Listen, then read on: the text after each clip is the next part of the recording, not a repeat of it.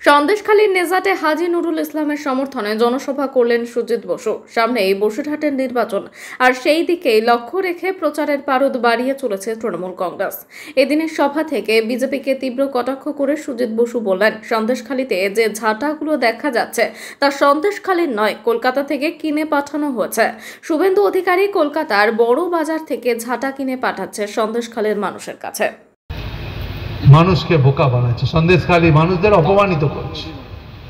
তাই আমি বলি, আজকে দেখছিলাম টিভিতে ঝাঁটা ফাটা নিয়ে, ঝাঁটাগুলো দেখো মনে হচ্ছে সব নতুন ঝাঁটা, বড় বাজার থেকে কিনে নিয়ে আসে, তাই না? সব নতুন নতুন ঝাঁটা।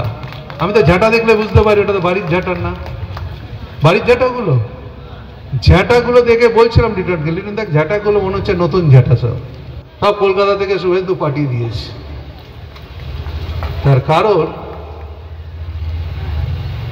একটা জিনিস মনে রাখবেন, মাথা খারাপ হয়ে গেছে। এই দাঁড়িয়ে বলে গেলাম, এখানে দাঁড়িয়ে ওরা বলেছে নাকি বসিরহাট 1.5 লাখে জিতবে। আমি আজকের দিনে বলে যাচ্ছি, বসিরহাট 2 লাখে ভোটে এখন জিতে আছে, 2 লাখ ভোটে জিতে আছে। একাদশ, দ্বাদশ ও বিএ পাস কোর্সের আর্টস বিষয়ে নির্ভরযোগ্য প্রতিষ্ঠান।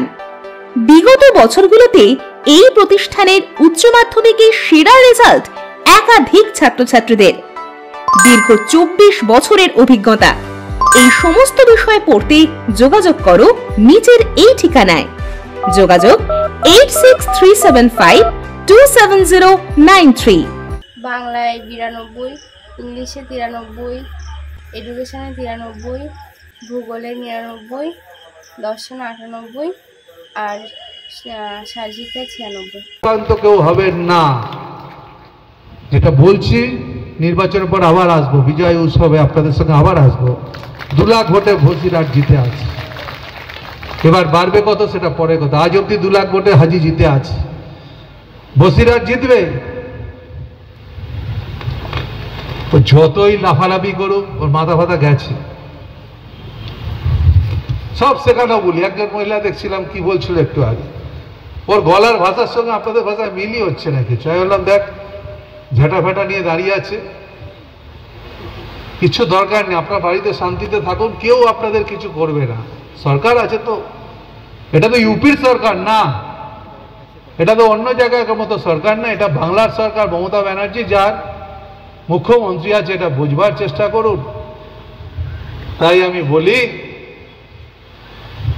লড়াই করতে হবে, লড়াই করতে হবে।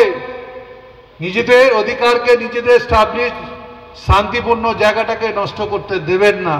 বিজেপি যেখানে গেছে সেখানে অশান্তি করছে। আজকে আসামে প্রায় 16 লক্ষর ওপর মানুষকে তারা ওই ডিটেনশন ক্যাম্পে তারা পাঠিয়ে দিয়েছে। আমি বলি, আপনাদের জন্য দিদি আছে, দিদি আছে, বাংলায় দিদি আছে।